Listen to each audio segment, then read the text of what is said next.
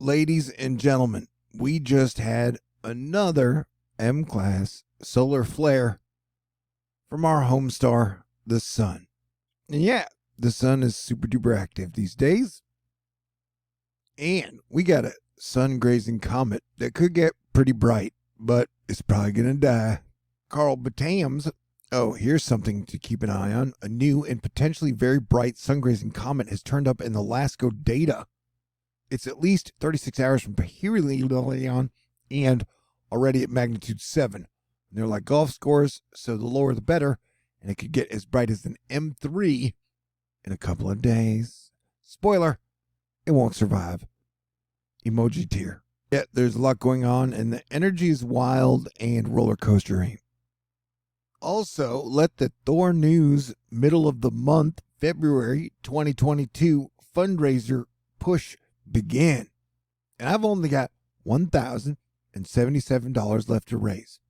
So if you'd like to make a contribution or donation to keep THORnews up and running, I got a snail mail, I got a PayPal, I got a Venmo, I got a CashApp, and I got a Patreon. Because you guys are awesome. This is a weird looking map for the winter, for the middle of winter, man. You got like wind warnings over here in this beige color. You got wildfire warnings over here in the pinky color. Then you got flood alerts up here in the darker green in color. That's a pretty big February wildfire zone, man. Check out this conjunction function. You have Earth, Venus, and Mars lining up in a straight line. That's interesting, right? Totally. Hey, today is pretty much the official 9-year anniversary of Asteroid Fight Club. That is correct. Asteroid Fight Club pretty much started right after that giant meteor flew through the sky and then hit the Earth, but blew out a bunch of windows. And this was in 2013, Febrero on the 15th. So you guys are great. It's been 9 years, and we're all still alive. That's cool. And then earlier today, they were like, hey, Russia is now pulling some of its troops out of the Ukraine, or surrounding the Ukraine, because diplomacy is continuing to work. And then Ukraine got hit with a bunch of cyber attacks as tensions with Russia continue. But then some of the InfoSec nerds were like, it's not a cyber attack, it's just DDoSing. And that seems like semantics to me. India's space program has given birth to a baby space shuttle, and it's adorable.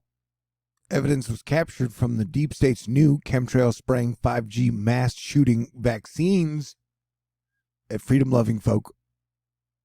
Here you go, right there.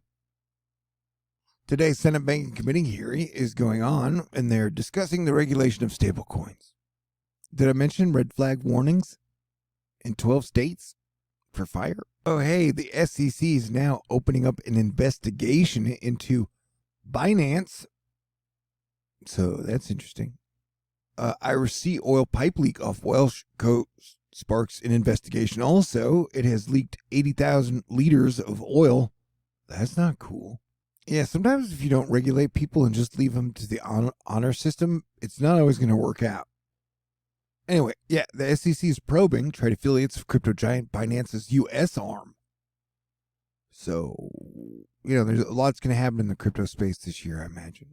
Europe's about to get whacked with like wave after wave after wave of storms. Wait, let me show you. All right, this is the GFS for Europe. Now watch, there's a storm there. There's another storm there. And then here comes another storm, whack. That would be like category 2, another one, whack. Another one, whack. This is all over 16 days. That is a lot of hurricane strength, Eurocane strength storms.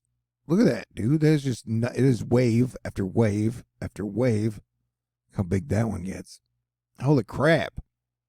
Seriously, man, that is just like endless stream of storms, if this were to verify. Okay, so like there's storm 1, there's storm 2, there's storm 3, there's storm 4, there's storm 5, there's storm 6. That one's a long one. And there's storm 7. So that's like 7 storms in 16 days, man. Let's check out the U.S.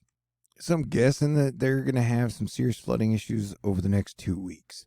Here, we are watching the very latest GFS run, checking in on the big storm that is coming on Wednesday, but they say the bigger one is coming on Thursday. I mean, it's the same storm, but it'll just be moving over the area. And so it will reach its full intensity on Thursday. So it'll start on Wednesday, and it will have hail and possible tornadoes and flooding rain and possible ice and possible flash freezing. And then on Thursday, that'll be when they predict it'll get really strong. All right. So yeah, we're in for a stormy period. So there's that storm on the 18th and 19th. And then around the 25th, we'll be getting another one. And then we'll have to check after that. There you go. There, that one. Although they've cut down on how bad that would be, but I don't know, that still looks like a pretty decent storm. So you got like 2 serious storms coming up within a week in the USA. And then, anything farther out, it does look like March is going to be pretty stormy, but March is usually a stormy month. Yeah, 1, 2, 3, that's 3 MClass flares in the last 2 days. Hey, Futurism is letting us know that prominent NFT marketplace shuts down almost all sales due to fraud. So, I don't know, the NFT game, it's buyer beware. Wednesday's danger zone, Thursday's danger zone. Kid went crazy with the 3 to 7 day U.S. Hazards Outlook crayons. Check that out.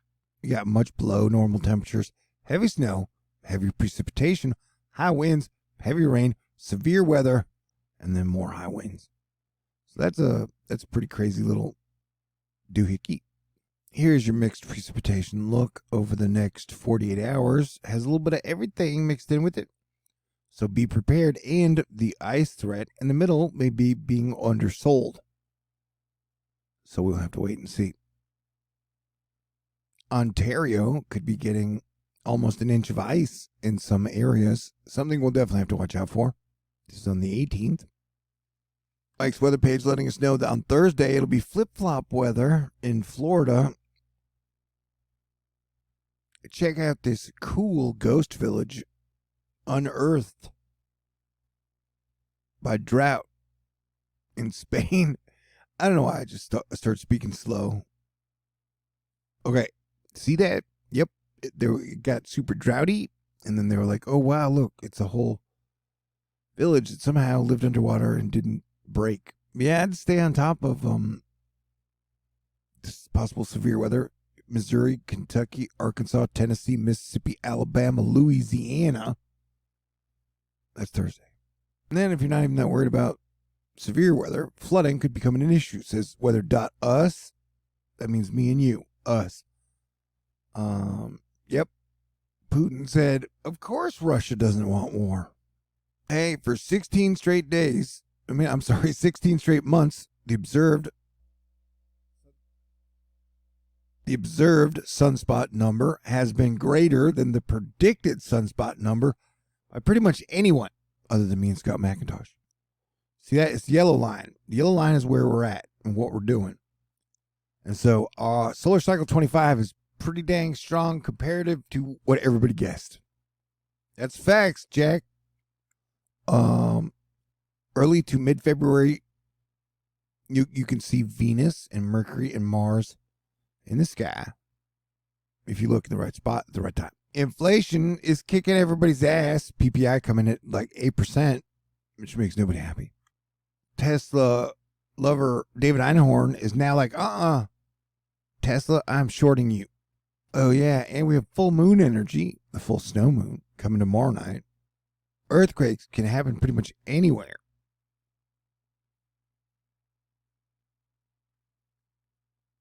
.8 in August of 1931, Texas. Report came out that BlockFi has misrepresented the level of risk in its investment opportunity. Because, it's kind of like, how can a stable coin offer 8% interest? That don't make no sense. Due to supply chain issues, there's a shortage of garage doors. Who knows what Thursday's event's going to look like, but not every day that model shows at 80 knot LLJ across the southeast for Thursday, says Preston Bradley.